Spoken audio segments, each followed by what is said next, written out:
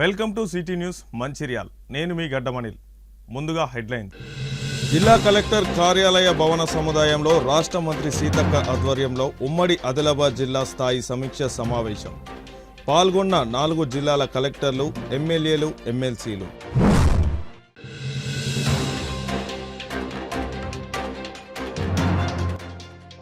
సింగరేణిలో బొగ్గు ఉత్పత్తి వివరాలను విలేకరుల సమావేశంలో వెల్లడించిన మందమరి జీఎం దేవేందర్.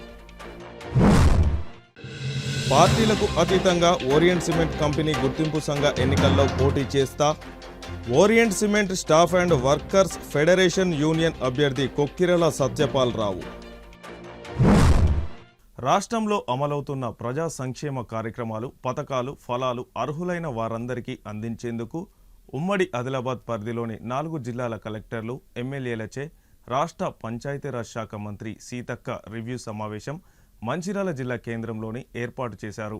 ఈ సందర్భంగా రాష్ట్ర మంత్రి దనసరి అనసూయ సీతక్క మాట్లాడుతూ కాంగ్రెస్ ప్రభుత్వం అధికారంలోకి వచ్చి ప్రవేశపెట్టిన సంక్షేమ పథకాలకు సంబంధించి 4 అంశాలపై మంచిర్యాల జిల్లా కలెక్టర్ కార్యాలయంలో రివ్యూ మీటింగ్ ఏర్పాటు చేయడం జరిగిందని, ధరణి పోర్టల్ స్థానంలో భూభారతి చట్టాన్ని అమల్లోకి తీసుకురావడం జరిగిందని, ఈ చట్టంపై ప్రజలకు అవగాహన కల్పించి వారి సమస్యల పరిష్కారానికి అధికారులు కృషి చేస్తారని, వరి ధాన్య కొనుగోలు మరియు కేంద్రాల నుంచి ధాన్యాన్ని మిల్లర్లకు తరలింపు, ఇందిరమ్మ ఇండ్లను అర్హులందరికీ కేటాయించడం, పోడు భూముల్లో సోలార్ విద్యుత్ ఏర్పాటు చేయడం, అలాగే రైతులకు ఇబ్బందులు రాకుండా చూడడం లాంటి అంశాలపై ఈరోజు రివ్యూ సమావేశం ఏర్పాటు చేసి విస్తృతంగా చర్చించడం జరిగిందని అన్నారు.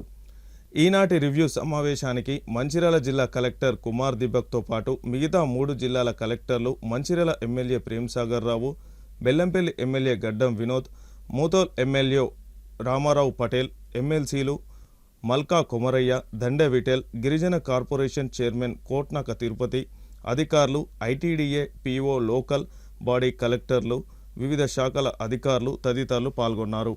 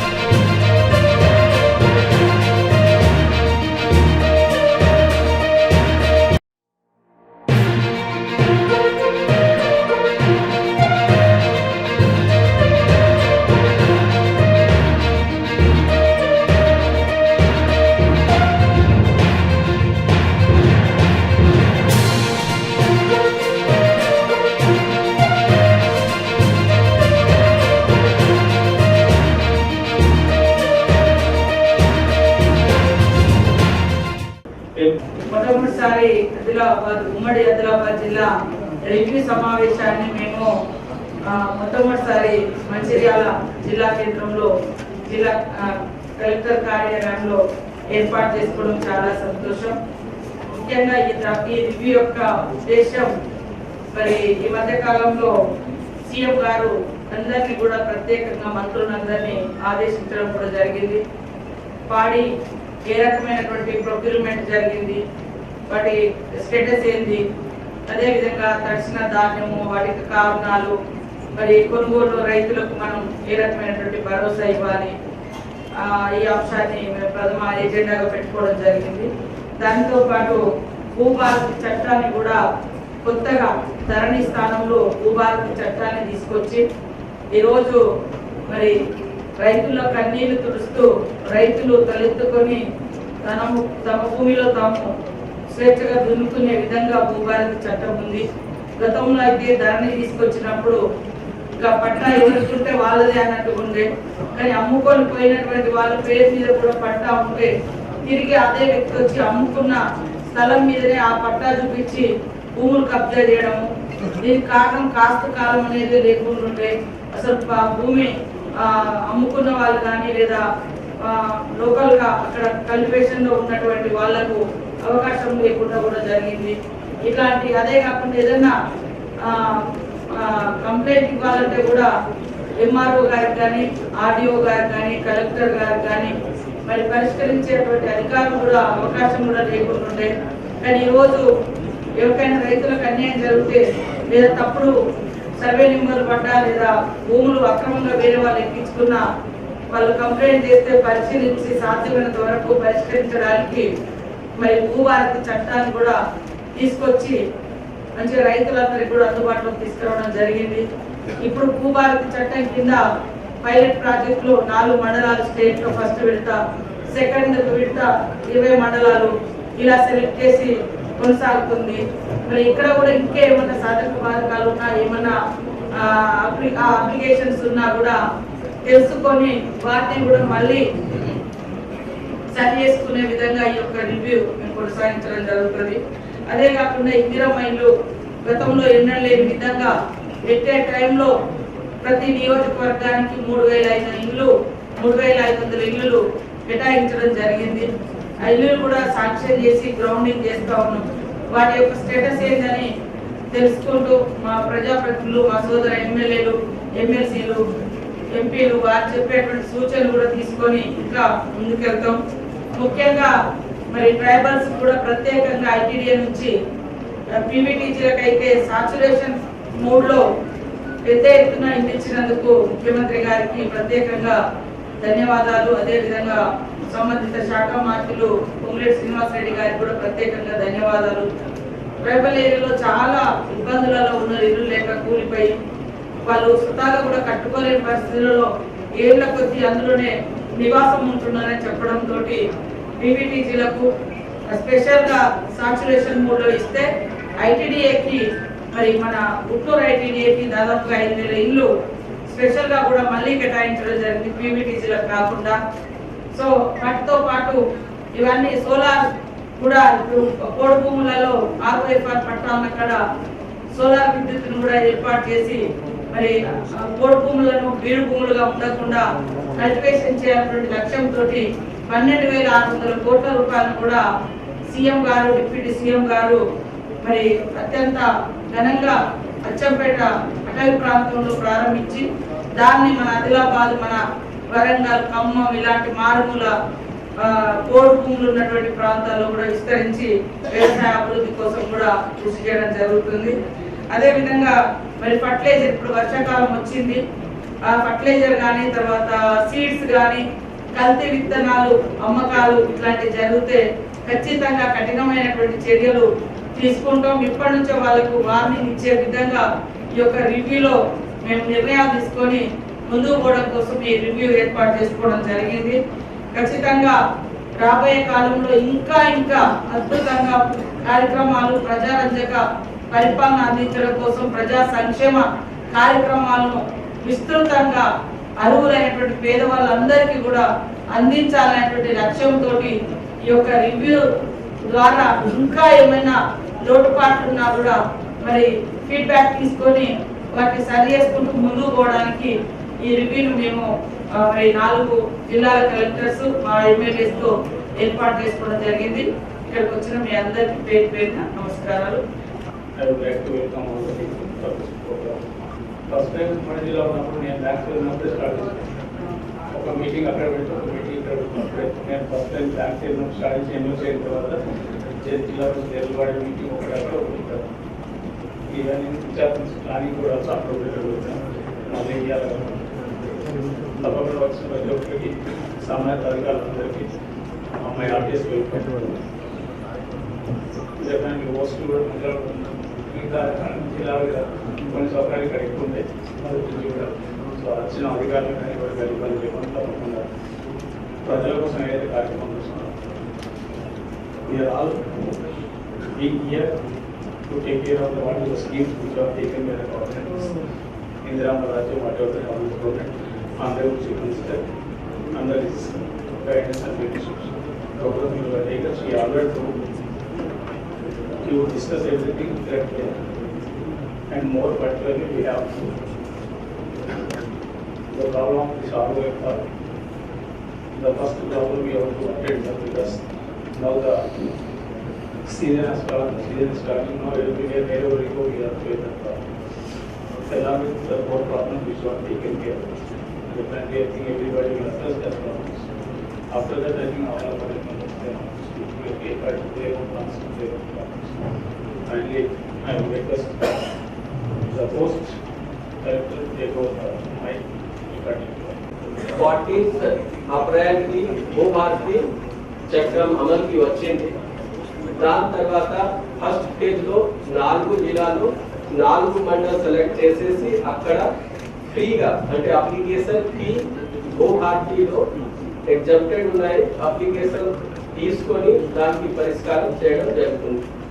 దాని తర్వాత సెకండ్ ఫేజ్ లో అన్ని జిల్లాల నుంచి మిగతా అన్ని జిల్లాల నుంచి ఒక్కొక్క మండల్ సెలెక్ట్ చేసేసి అక్కడ అప్లికేషన్ తీసుకోవడం జరిగింది. మా జిల్లాలో భీమారం మండల్ సెలెక్ట్ చేయడం జరిగింది. భీమారం మండల్లో 12 విలేజ్ ఉన్నాయి. దాంట్లో మనకు 4 టీం ఏర్పాటు చేశాము. 2 టీం అక్కడ అప్లికేషన్ కలెక్ట్ చేశారు. ఇంకా 2 టీం స్టాటిక్ టీం లాగా ఉంది. ఏమైనా ఆర్ఎస్ఆర్ యాక్సెస్ ఉన్నాయి, ఏమైనా ఇష్యూ వస్తున్నాయి, దానికి సంబంధించిన ఎక్సర్సైజ్ చేసేసి వాళ్ళకి హెల్ప్ చేస్తున్నారు. సో టోటల్ 28 మెంబర్స్ కి పెట్టడం జరిగింది. దాంతో పాటు ఫారెస్ట్ రెవెన్యూ డిస్ప్యూట్ కి సార్ట్ అవుట్ చేయడానికి స్పెషల్ సర్వే టీమ్ అక్కడ సర్వే చేస్తున్నారు. దాంతో పాటు ఈ గవర్నమెంట్ అసైన్ ల్యాండ్ లో కొంతమందికి పట్టా ఉంటుంది, మోకా మీద ఉంటారు, కొంతమంది మోకా మీద ఉంటారు, పట్టా లేదు. అట్లా ఉన్న వాళ్ళకి సార్ట్ అవుట్ చేయడానికి ఇంకా 6 టీం ఫామ్ చేయడం జరిగింది. దాని నివేదిక మనము ప్రిపేర్ చేసేసి రాష్ట్ర ప్రభుత్వానికి పంపిస్తాము. మన జిల్లాలో గౌరవ రెవెన్యూ మంత్రి గారు కూడా వచ్చారు, లీగల్ ఇన్స్ట్రక్షన్స్ ఇచ్చారు. ఆ నివేదిక పంపించిన తర్వాత అసైన్ ల్యాండ్ సంబంధించిన ఏమైనా ఇష్యూ ఉన్నాయి దానికి కూడా శాశ్వతంగా పరిష్కారం చేయడం జరుగుతుంది. సో మాకు టోటల్ 2148 అప్లికేషన్ వచ్చినాయి. మంచిర్యాల నియోజకవర్గ ఎమ్మెల్యేగా కొక్కిరాల ప్రేమ్సాగర్ రావు గెలిచిన అనంతరం చేపట్టిన నియోజకవర్గ పట్టణ అభివృద్ధి పనుల్లో భాగంగా మహాప్రస్థానాన్ని దేశంలో ఎక్కడా లేని విధంగా అత్యాధునిక హంగులతో నిర్మించడం జరిగింది. పర్యావరణ రహితంగా సోలార్ విద్యుత్తో పనిచేసేందుకు వీలుగా నిర్మించిన ఈ మహాప్రస్థానం దేశంలోనే 2వది కావడం విశేషం. ఉమ్మడి ఆదిలాబాద్ జిల్లా సమీక్ష సమావేశానికి హాజరైన రాష్ట్ర పంచాయతీరాజ్ శాఖ మంత్రి దనసరి అనసూయ సీతక్క సమావేశం అనంతరం స్థానిక ఎమ్మెల్యే కొక్కిరాల ప్రేమ్సాగర్ రావు మరియు 4 జిల్లాల కలెక్టర్లతో కలిసి మహాప్రస్థానాన్ని సందర్శించారు. మహాప్రస్థానంలో కల్పించిన ఆధ్యాత్మికత ఉట్టిపడేలా కల్పించిన వసతుల గురించి ఎమ్మెల్యే ప్రేమ్సాగర్ రావు రాష్ట్ర మంత్రికి వివరించారు. ఈ కార్యక్రమంలో జిల్లా అధికారులు, కాంగ్రెస్ పార్టీ నాయకులు, కార్యకర్తలు పాల్గొన్నారు.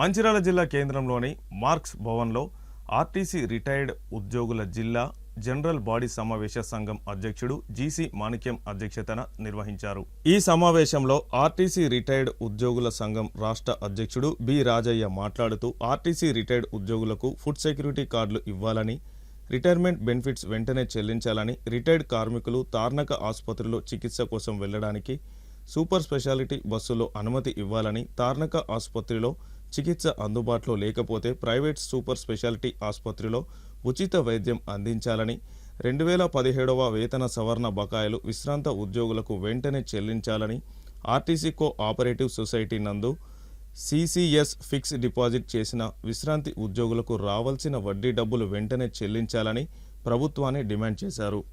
ఈ కార్యక్రమంలో ఆర్టీసీ రిటైర్డ్ కార్మిక సంఘం రాష్ట్ర chief vice president PLN Rao, AITUC జిల్లా ప్రధాన కార్యదర్శి Mekala Dasu, KMS Reddy, S Anandam, S Buchireddy, Kanukuntla Ramachandar, KB Mubarak, SK Asgar, EN Hanumantharao తదితరులు పాల్గొన్నారు.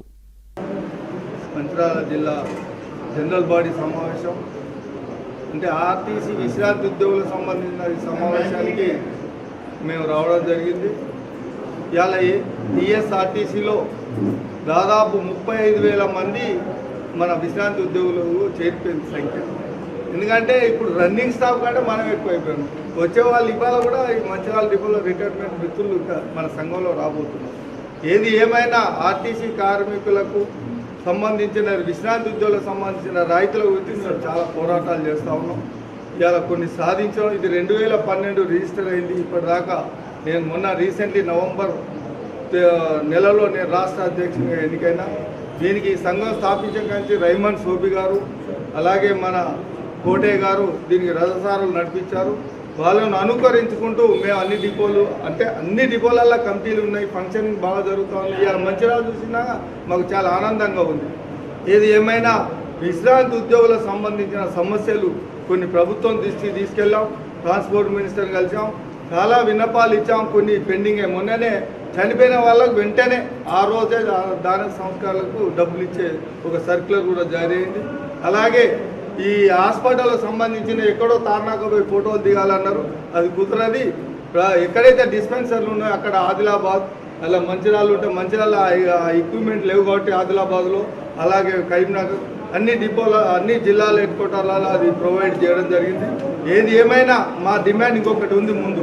ఏంటంటే ఆర్టీసీ కార్మికులు వయో మీద పడ్డవాళ్ళు, సీనియర్ సిటిజన్స్, వీళ్ళందరూ వయో పరిమితి దాటి ఇలా ఏదైనా హాస్పిటల్కు ఇక్కడ హైదరాబాద్ పనికి వెళ్ళాలంటే ఈ ఉన్న మహాలక్ష్మి పథకం ద్వారా మనకు చాలా ఇబ్బందులు వచ్చినాయి. బస్సులో మేము కరీంనగర్లో బస్ ఎక్కాం, ఇది సూపర్ లగ్జరీ మాకు లేదు.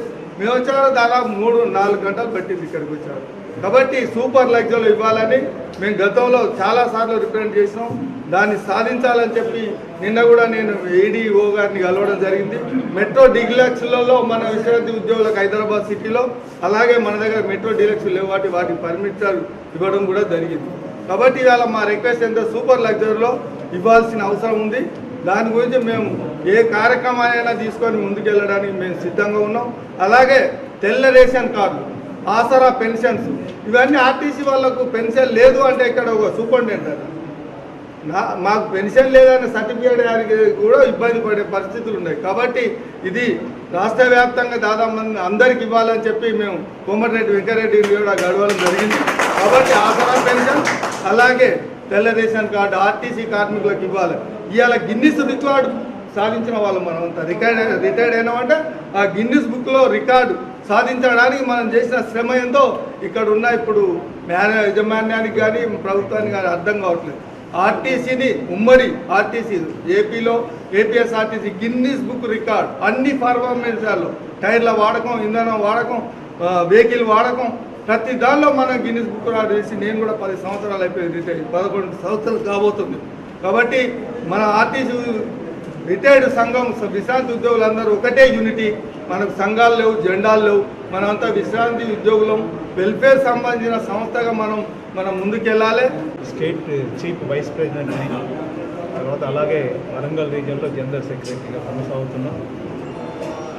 ముఖ్యంగా ఈరోజు మంచిర్యాల జిల్లా కార్యవర్గ జనరల్ బాడీ మీటింగ్ ఏర్పాటు చేయడం చాలా సంతోషదాయకం. వీళ్ళందరినీ చూస్తుంటే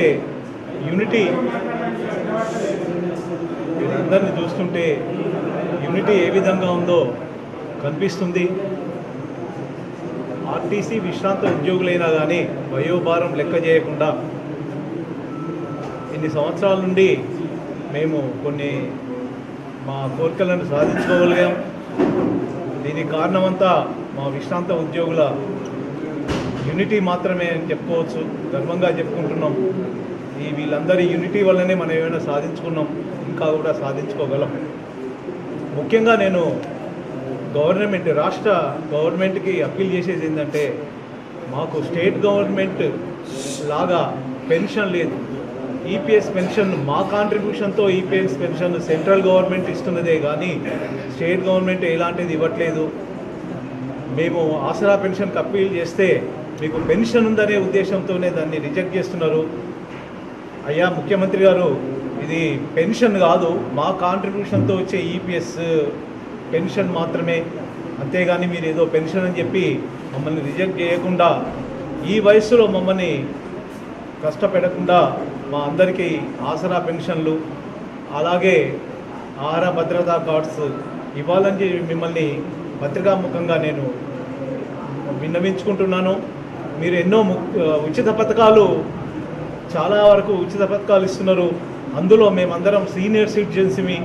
ఈ ఉచిత పథకాలు కూడా మాకు అన్వయించే విధంగా మీరు. సింగరేణి ప్రాంతంలో బొగ్గు ఉత్పత్తి వివరాలను మందమరి జీఎం కార్యాలయంలో ఏర్పాటు చేసిన విలేకరుల సమావేశంలో జీఎం దేవేందర్ వెల్లడించారు. మార్చి నెల బొగ్గు ఉత్పత్తిలో 2,24,000 టన్నులు లక్ష్యం కాగా 1,45,000 మాత్రమే ఉత్పత్తి చేసి 65% సాధించడం జరిగిందని, దీనికి కారణం కేకేఓసీలోని పూర్తి స్థాయిలో ఉత్పత్తి చేయకపోవడమేనని, అలాగే రోజువారీ ఉత్పత్తిలో 8,615 టన్నులు సాధించాల్సి ఉండగా 5,596 టన్నులు మాత్రమే ఉత్పత్తి సాధించడం జరుగుతుందని, కేకేఓసీలో ఏర్పాటు చేసిన కొత్త కాంట్రాక్టర్ విధానంతో అధిక ఉత్పత్తిని సాధించి టార్గెట్ను చేరుకుంటామని అన్నారు. అలాగే అండర్ గ్రౌండ్ బావిల్లో కూడా ఉత్పత్తి 80% మాత్రమే జరుగుతుందని, ఆబ్సెంటిజం కంట్రోల్ చేయగలిగితే పూర్తిస్థాయి ఉత్పత్తి జరుగుతుందని, శాంతి బొగ్గు గనుల్లో 100% ఉత్పత్తి జరుగుతుందని అన్నారు. 2025-2026 సంవత్సరానికి 27.5 లక్షల టన్నుల ఉత్పత్తి లక్ష్యం ఇవ్వడం జరిగిందని, నూతన బొగ్గు గనులో రానున్న సంవత్సరానికి నిర్ణయించిన ఉత్పత్తి లక్ష్యాన్ని సాధిస్తామని ఆయన తెలిపారు. ఈ కార్యక్రమంలో SO2 GM Vijay Prasad, DYPM Shyam Sundar, ID Rajanna తదితరులు పాల్గొన్నారు. ఈరోజు జరుగుతున్న ప్రెస్ మీట్కి ఇచ్చేసిన పత్రికా ప్రముఖులకి SO2 GM మందమరి శ్రీ విజయప్రసాద్ గారు, DGM ఫైనాన్స్ శ్రీ ప్రసాద్ గారు, DGM ఐ రాజన్న గారు, పర్సనల్ మేనేజర్ శ్రీ శ్యామ్ సుందర్ గారు, ఏరియా ఇంజనీర్ వెంకటరమణ గారు, మిగతా అధికారులకి అందరికీ శుభాకాంక్షలు, గుడ్ మార్నింగ్. మరి ఈరోజు మనం ప్రెస్ మీట్ కండక్ట్ చేసుకుంటున్నాము. ఈ ప్రెస్ మీట్ సందర్భంగా మరి ఉత్పాదకత వివరాలు ఆల్రెడీ మరి మనకి తెలియజేశారు రాజన్న గారు. ఈరోజు మనకి మార్చి మంత్కి 2,24,000కి మనము 1,45,506 సాధించి 65%తోనే ఉన్నాము. మరి దీనికి ఉత్పత్తికి ముఖ్యంగా మనకి కేకేఓసీలో మనం అనుకున్న ఉత్పత్తి లక్ష్యాలను సాధించలేదు. మరి రాబోయే కాలంలో కేకేఓసీలో మనము కొత్త కాంట్రాక్ట్ వేసుకుంటున్నాము. దాదాపు 1040 LBCM 4 years. మరి దానికి కొత్త కాంట్రాక్ట్ కూడా మనము వేసుకోవడానికి ఆల్రెడీ నిట్ ఫ్లోట్ అయిపోయింది. అదేవిధంగా మనకి రోజువారీ టార్గెట్ 8,615కి మనము 5,596 సాధించాము.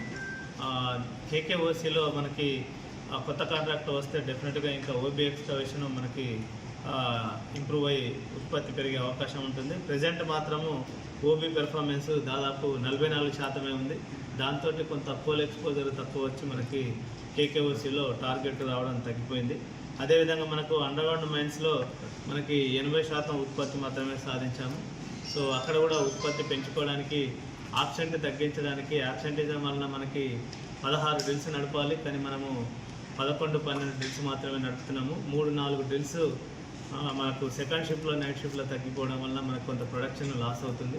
సో యూనియన్ నాయకులతోటి, మరి ఆఫీసర్స్, వెల్ఫేర్ ఆఫీసర్ తోటి, మిగతా కమిటీ మెంబర్స్ అందరితోటి కౌన్సిలింగ్ చేసి మనము ఆబ్సెంటిజం ఇంప్రూవ్ చేసుకుంటే అండర్గ్రౌండ్ మైన్స్లో కూడా 100% సాధించడానికి, తర్వాత మనకు కేకే మనకి శాంతికనిలో మనకి ఈ మంత్ దాదాపు 265 మీటర్ల ప్రోగ్రెస్ సాధించాము.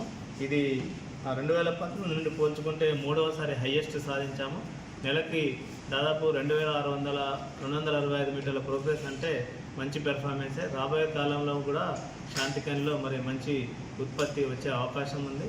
మనకు గేట్ రోడ్స్ డెవలప్మెంట్ వారికి ఈ జేఎంఎస్ కాంట్రాక్టర్ వారికి గేట్ రోడ్స్ డెవలప్మెంట్ స్టార్ట్ చేసాం కాబట్టి రాబోయే కాలంలో కూడా మంత్లీ ప్రోగ్రెస్ 300 మీటర్ల వరకు వచ్చే అవకాశం ఉంది.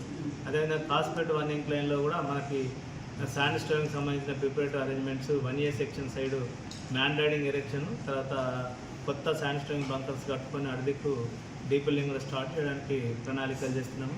కాస్పేట్ 2 ఇంక్లైన్లో కూడా రాబోయే కాలంలో డెవలప్మెంట్ తొందరగా కంప్లీట్ అయితే మనకు డీపిల్లింగ్ స్టార్ట్ చేసుకోవడానికి శాండ్ స్టోన్ బంకర్స్ ఎరెక్షన్ కూడా టెండర్ వేస్తున్నాము. అదేవిధంగా కేకే 5 ఇంక్లైన్ ఆల్రెడీ మనకు 100% సాధించింది. ఇంకా అక్కడ 81 ప్యానెల్ కొత్త ప్యానెల్ స్టార్ట్ చేసుకున్నాము. దానికి DGMS నుండి కూడా పర్మిషన్ కూడా వచ్చింది. అక్కడ కూడా మనకు 100% పైచలు కంటే ఈసారి దాదాపు రోజుకు 750 టన్నులు సాధించాలని ప్రణాళికలు చేసుకున్నాము. కాబట్టి కేకే 5 ఇంక్లైన్ తప్పకుండా 750 టన్నులు సాధిస్తాము. ఆ మిగతా అండర్గ్రౌండ్ మైన్స్లో కూడా ఉత్పత్తి పెంచుకొని రాబోయే కాలంలో రోజుకు సుమారు 8,000 టన్నులు సాధించి మరి ఈ సంవత్సరం 25-26కి మనకు 27.8 lakh టన్స్ టార్గెట్ నిర్ణయించారు. ఈ 27.8 lakh టన్స్ తప్పకుండా సాధిస్తామనే విశ్వాసం ఉంది. కాబట్టి మరి ఒకసారి అధికారులు, కార్మిక నాయకులు మరియు ఉద్యోగులు అందరూ కలిసికట్టుగా పనిచేసి ప్రతిరోజు డే వైజ్ టార్గెట్ ఏదైతే నిర్ణయించారో వారు అది సాధించడానికి, తర్వాత మ్యాన్ పవర్ యూటిలైజేషన్ కూడా ఎఫెక్టివ్గా పెట్టుకోవడానికి, మరి ప్రతిరోజు మ్యాక్సిమం డ్రిల్స్ డిప్లాయ్మెంట్ చేయడానికి మరి కేకేఓసిలో మనకి రాబోయే కాలంలో వర్షాకాలంలో పంపింగ్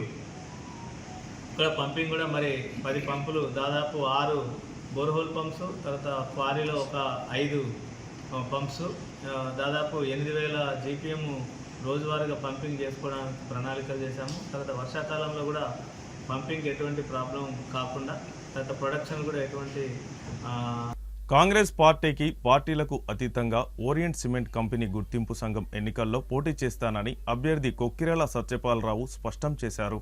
శుక్రవారం సాయంత్రం కాస్పేట మండలంలోని Devapur Orient Adani cement company ముందు Orient cement staff and workers federation union ఆధ్వర్యంలో కార్మికులు, స్థానిక ఆదివాసీ సంఘాల నాయకులతో కలిసి సంయుక్తంగా గేట్ మీటింగ్ ఏర్పాటు చేసి సత్యపాలరావు మాట్లాడారు. కాంగ్రెస్ నుంచి అభ్యర్థిగా 3 ఎమ్మెల్యేలు ప్రకటించిన అభ్యర్థి ఇటీవల బీఆర్ఎస్ నుంచి కాంగ్రెస్ వచ్చారని గుర్తు చేశారు. ఇది పూర్తిగా కార్మికులకు సంబంధించి జరిగే ఎన్నికలని, పార్టీలకు ఏ సంబంధం లేదని, కార్మికులు, ఆదివాసీల మద్దతుతోనే పోటీ చేస్తానని, పార్టీలకు ప్రమేయం లేదన్నారు. మొత్తం ఓరియంట్ ఎన్నికల్లో 5 యూనియన్లకు అవకాశం ఉండగా ఒక యూనియన్ అభ్యర్థి సతీష్ రెడ్డి తన యూనియన్ తరపున సత్యపాలరావుకే మద్దతు ప్రకటించారు. దీంతో పాటు ఆదివాసీ సంఘాల ఆదివాసీల తరపున సత్యపాలరావుకే మద్దతు తెలుపుతున్నట్లు ప్రకటించారు. బెల్లంపల్లిలో 3 ఎమ్మెల్యేలు గడ్డం వినోద్, గడ్డం వివేక్, వెడ్మ బొజ్జు సమావేశం ఏర్పాటు చేసి అభ్యర్థిని ప్రకటించడం పట్ల మండిపడ్డారు. ఎమ్మెల్యేలకు స్థానిక కార్మికుల సమస్యలపై వారికి ఎటువంటి అవగాహన లేదని పేర్కొన్నారు. ఇక్కడ ప్రాంతానికి ఆ 3 ఎమ్మెల్యేలు చేసిందేమీ లేదని అన్నారు. ఈ కార్యక్రమంలో నాయకులు అచ్యుత్రావు, కృష్ణారావు, భీమిని మహేందర్, ధర్మారావు, జనార్దన్, కనకరాజు, రొడ్డ కృష్ణన్న, కేశవరావు, కొమ్మల బాపు, మెరుగు శంకర్, జంగు పటేల్, సత్యనారాయణ, వేముల కృష్ణ, ఎనగందుల వెంకటేష్, పర్వతి మల్లేష్, రామ్దాస్ తదితరులు పాల్గొన్నారు. ఆల్రెడీ కాంగ్రెస్ పార్టీ క్యాండిడేట్ వాళ్ళు డైరెక్ట్గా ప్రకటించారు కదా, అంటే మీరు కూడా ఇప్పుడు కాంగ్రెస్ పార్టీ సంబంధించే ఉన్నారు కదా, అంటే వాళ్ళు చెప్పిన దానికి మీరు కాంగ్రెస్ పార్టీ క్యాండిడేట్ స్పష్టంగా చెప్పేశారు. మీ తరపున ఆ దానికి వాళ్ళు చెప్పిన దానికి ఎటువంటిది సమానం చెప్పారు? ఒకటి ఇక్కడ ఏదైతే యూనియన్ ఎలక్షన్ జరుగుతాయో ఇది పార్టీలకు అతీతంగా జరుగుతాయి. ఇప్పుడు ఇక్కడ ఉన్న నలుగురు ఇప్పుడు ఏదైతే 5 యూనియన్లు ఎలిజిబుల్ అయినాయో 5 యూనియన్లు కూడా అందరూ కూడా కాంగ్రెస్ పార్టీ సంబంధించిన వాళ్ళే. ఇంకొకటి వాళ్ళు ఏదైతే కాంగ్రెస్ పార్టీ వాళ్ళు మాట్లాడుతున్నారో ఇప్పుడు ఏదైతే క్యాండిడేట్ ఉన్నాడో ఆ క్యాండిడేట్ మొన్న 15-20 డేస్ బ్యాక్ అక్కడ నుంచి వచ్చిన వాళ్ళు, బీఆర్ఎస్ ఇచ్చిన వాళ్ళంతా కూడా ఇక్కడ పార్టీలకు అతీతంగా జరుగుతున్నాయి. కాబట్టి యూనియన్ ఎలక్షన్లకు పార్టీలకు ఎట్లాంటి సంబంధం లేదని నేను చెప్పగలను. అంటే వాళ్ళు ఇప్పుడు పార్టీ బేస్ ఇచ్చారు కాబట్టి మరి కార్యకర్తలు కానీ నాయకులు కానీ అంటే కన్ఫ్యూజ్ అవుతారుగా ఎవరికి చేయడం చూస్తున్నారు మొత్తం అంతా. అదే అంటే ఇక్కడ కార్యకర్తలకు నాయకులకు పార్టీ వ్యవస్థకి ఎట్లాంటి సంబంధం లేదు. ఇదంతా కూడా ఇక్కడ యూనియన్, ఇక్కడ వస్తున్న వర్కర్స్, ఇక్కడ ఉన్న ఆదివాసీల సమస్య. దీనికి సంబంధించి పార్టీలకు ఎట్లాంటి సంబంధం లేదు. రేపు మనం గెలిచిన తర్వాత చేయబోయేది గెలిచిన తర్వాత ఒకటి, ఇప్పుడు ఏదైతే కార్మికుల సమస్యలు ఉన్నాయో బేసికల్లీ ఇప్పుడు మనకి ఏదైతే మినిమం వేజెస్ సంబంధించి కావచ్చు, బోనస్కి సంబంధించి కావచ్చు, ఇక్కడ క్వార్టర్స్ అలాట్మెంట్కి సంబంధించి కావచ్చు, అన్నిటికంటే వాళ్ళకి ఏదైతే వర్క్ అండ్ సేఫ్టీ కండిషన్స్ ఉన్నాయో అట్లాంటి ఇక్కడ అధ్వానమైన కండిషన్స్ ఉన్నాయి. ఇది పోగా మనకి ఏదైతే వాళ్ళకి సంబంధించి ఇన్సూరెన్స్, ఫర్ ఎగ్జాంపుల్ ఇక్కడ 2 లక్షల ఇన్సూరెన్స్ ఉంది ప్రతి ఒక్కరికి. ఇక్కడ ఏదైనా జరిగితే ఇవాళ రేపు ఒక హాస్పిటల్ పోతే మనకు 2 లక్షలతో టెస్ట్ కూడా కావు. అట్లాంటి మా అందరి తరఫున మేము అందరు ఒకటే మాట ఇచ్చాం, మనం వచ్చిన తర్వాత 10 లక్షలకు సంబంధించి 10 లక్షలు కండిషన్ మనకు సంబంధించి. సెకండ్, ఇక్కడ వర్కర్స్కి ఏదైతే ఉందో ఇంతకుముందు హాస్పిటల్ ఫెసిలిటీ, ఇంతకు అంబులెన్స్ మొత్తం వచ్చిపోయేది. అది ఏం జరిగిందో గత 10 సంవత్సరాలు మొత్తానికే తీసేసినారు. అట్లాగే ఈ ఎమ్మెల్యే ఇప్పుడు గెలిచి సంవత్సరం గడుస్తున్నప్పటికీ కూడా ఇక్కడి కాజ్పేట మండల అభివృద్ధిలో కానీ, ఇక్కడ కంపెనీ విషయంలో కానీ ఏనాడు కూడా వచ్చి కార్మికులతోటి కానీ, ఇక్కడ ప్రజలతోటి కానీ, రైతులతోటి కానీ మరి ఎవరితోటి కూడా చర్చ మాట్లాడలేదు. ఇక్కడ ఎంత అభివృద్ధి చేసిండనేది ఒక కొండాపూరి అక్కడ గుంతల రోడ్డు చూస్తేనే ఆయన ఎంత అభివృద్ధి చేసిందనేది మనకు అర్థమవుతుంది.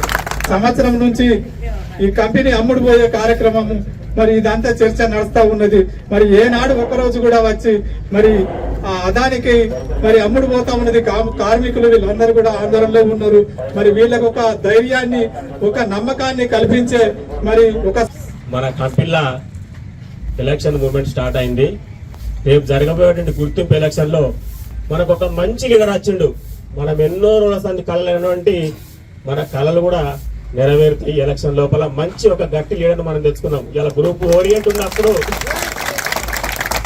ఓరియంట్ సిమెంట్ ఉండే, అప్పుడు ఏ లీడర్ ఉన్న నడిచింది ఓకే. ఇలా అదాని ఆ దాని అందరినీ దబాయించే నీ అంతా ఆ దాని, అలాంటి వారిని తట్టుకోవాలంటే ఈరోజు మనకు సత్యపాలరావు గారు అసొంటి నాయకుడు ఉంటేనే మన కార్మికులకు న్యాయం జరుగుతుంది. మన కార్మికులకు ఏ సమస్య వచ్చినా కూడా పరిష్కరించగలుగుతారనే ఉద్దేశంతో నేను ఈరోజు సంపూర్ణ మద్దతు, సత్యపాలరావు గారి మనస్తత్వము చేస్తాడు, పట్టుదల నాయకుడు. డబ్బుతో అవసరం లేదు వాళ్ళకు, డబ్బుతో అవసరం లేదు. వాళ్ళ అవసరమైతే పెట్టే వ్యక్తులే కానీ తీసుకునే వ్యక్తులు కాదు. ప్రేమసారరావు గారు కానీ, సత్యపాలరావు గారు కానీ వర్కర్ల పొట్టగొట్టి. వార్తలు ముగించే ముందు హెడ్లైన్స్ మరొకసారి. జిల్లా కలెక్టర్ కార్యాలయ భవన సముదాయంలో రాష్ట్ర మంత్రి సీతక్క ఆధ్వర్యంలో ఉమ్మడి ఆదిలాబాద్ జిల్లా స్థాయి సమీక్ష సమావేశం. పాల్గొన్న 4 జిల్లాల కలెక్టర్లు, ఎమ్మెల్యేలు, ఎమ్మెల్సీలు.